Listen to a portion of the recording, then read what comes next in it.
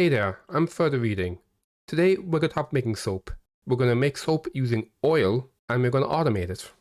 I wanted to focus on oil mainly because there's some interesting automation challenges with it, and it's a great way to learn how to get some advanced automation going. Soap making requires two raw materials that you create through separate paths. First, like with tallow, you need lye. To make lye, you burn wood in a furnace to create ash, then you process ash in an ashery with an empty bucket to create a bucket of lye. Then for the oil part. First, you want to mill certain seeds with a quern or a millstone to create paste. Only some plant seeds can be used to create oil. You'll see them here listed on screen. You'll also notice that a lot of these plants are used for other industries, so you have a lot of overlap between this method of making soap and other industries that you have running in your fortress. Once you create the seed paste, you then press it in a screw pump with a jug to make oil and a pressed cake. You can use the pressed cake as a cooking ingredient, while the oil is going to be used for making soap. So, now that you understand the process, let's talk about the challenges in automating it. First of all, we want to talk about the seeds. So you'll see here in this fortress, I am using 5x2 plots, not because it's the most efficient plot to have, but because it creates 10 plots. And as a proud European who loves the metric system, I just can't get over having the opportunity to use a factor of 10 somewhere in my fort. In this case, a farmer will need 10 seeds to fill one of these plots. When they are filling it, their growing skill will determine the yield of each tile. The mechanics for this is a bit complex, but typically if it's unfertilized, you'll get up to 6 plants per tile, depending on the skill of your grower, which is going to leave you with a lot of seeds to use in your soap industry. But you gotta be careful still that you don't use so much that you don't have anything left over in order to plant back into the plot later. This is how I'm doing it in my case. I go here to my quern, go to my work orders, and you'll see here is my mill seeds and nuts to paste work order, where I am doing 10 at a time. If I click here, you can see that I have these two requirements. This is a bit more complex because I have both hemp and rock nuts in my fort. So I'm saying that if I have at least 20, then do the job 10 times, which means we're going to have 10 left over for planting. How you add these criteria is you head up here to the top right to this icon here in the middle. And this lets you add a generic item condition. We're going to hit type. And we're going to type in seeds, and then we're going to hit mat, which is short for material, and we'll type in whatever it is. So for hemp, for example, we have hemp seed here, and that becomes hemp seeds. Alternatively, for the rock nuts, I just typed in rock here, and I clicked rock nut, and it becomes rock nuts. You can't use this generic unrotten oil bearing seeds in my example. You might have a couple of different seeds. So like in my case, I definitely can't do it because I've got 2. But even if you only have 1 planted, you might end up with seeds in your fort through some other means. And you run the risk of the seeds you need to plant being reduced below 10. So that's why rather than doing the generic criteria, we do the ones for the specific seeds that we want to make sure that we always have 10 of. The next step for your oil automation is to turn this paste into oil. So I'm going to go here to my screw press. We are going to go to work orders, and we're going to add a new work order here. And we are going to press liquid from paste. And this is going to take the seed paste and get the oil out of it.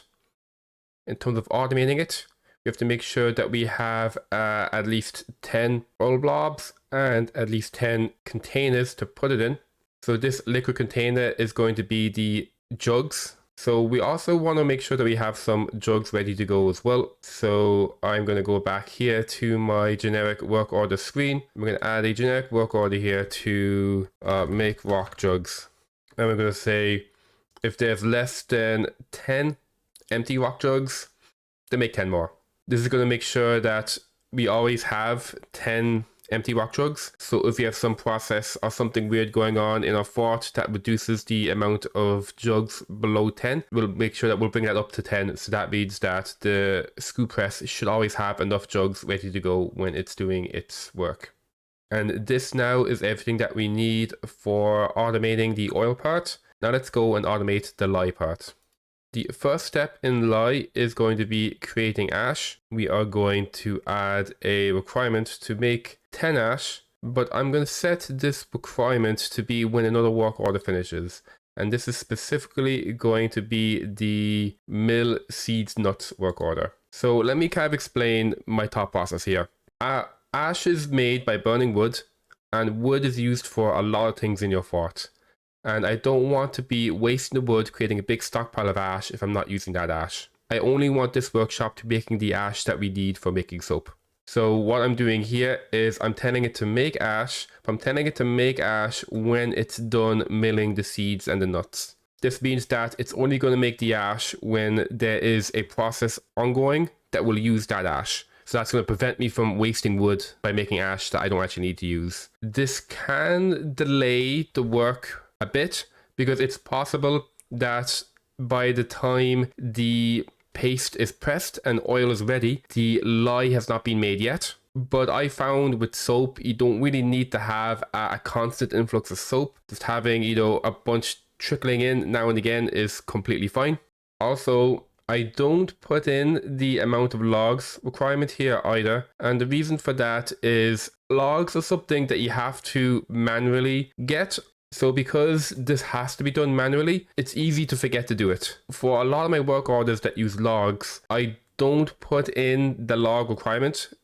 And that way then I'll get spammed when we're missing logs. And that tells me I have to go and tell someone to cut down some trees. Next, we have to make our lye. So I'm going to pop here to my ashery. And we're going to go to work orders, make a work order to make lye. And we are going to say that we need to have 10 ash and we need to have 10 empty buckets as well.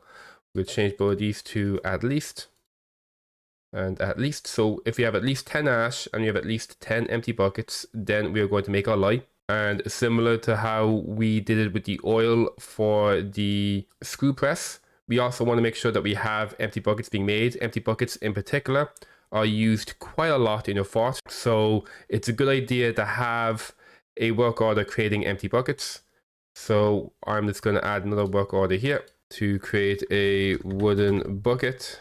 And we are going to say that if the amount of empty buckets is less than 10, then make 10 empty buckets. And that's going to ensure there'll always be 10 empty buckets. And that way we should always have enough buckets that we need to do this process. And like with before, I don't bother with the logs requirement because if we're low on logs, I want to know we're low on logs because I have to manually fix that. And now this is all the automation for the oil part as well as the lye part. The final step now is to automate the soap making. One issue with making soap is that it doesn't use units of oil and lye, it uses containers of oil and lye. Oil and lye can both go into food stockpiles by default, which means they can be stored in barrels. So it is possible you might have a mix of barrels of liquid and buckets of liquid, and that will cause issues with trying to automate the soap job because it'll be using different amounts of items every time it does the job. So we want to make sure that we don't put oil and lye in barrels. I like to make a custom food stockpile. You can see it over here. And we're going to head here to custom. And under food, we are going to have all the oil that we need for making soap. And also we have the lye. And that's all we have in the stockpile. Then I'm going to go here to barrels. And I am going to say I want no barrels allowed in the stockpile. Then we are going to set this stockpile to take items from the ashery and also from the screw press. So now the ashery and the screw press that we're using for making soap are going to be putting items into this stockpile specifically, and that means we're not going to get any barrels of lye or barrels of oil. It'll all just be jugs and buckets, and that is going to allow the soap job to be consistent. Now that we have the stockpile set up, we can set up the job in the soap workshop. We're going to go here, go work orders, create a work order, make soap from oil. And see here, we've got the lye containing items and the oil containing items. We're going to click on the oil, and you'll see that when we do that, the plus disappears from adding the lye. I guess the way this suggested conditions work, though it lets you add one containing item, but it'll trigger for both of them. You just have to add the second one in manually. So we have to add this lie containing item manually. So we're going to add a generic item condition. We are going to say at least 10. And also while I'm at it, I want to make sure this is at least 10 as well. And we are going to go to ADJ for adjective. And we're going to say lie containing items. There we go. Then we right click.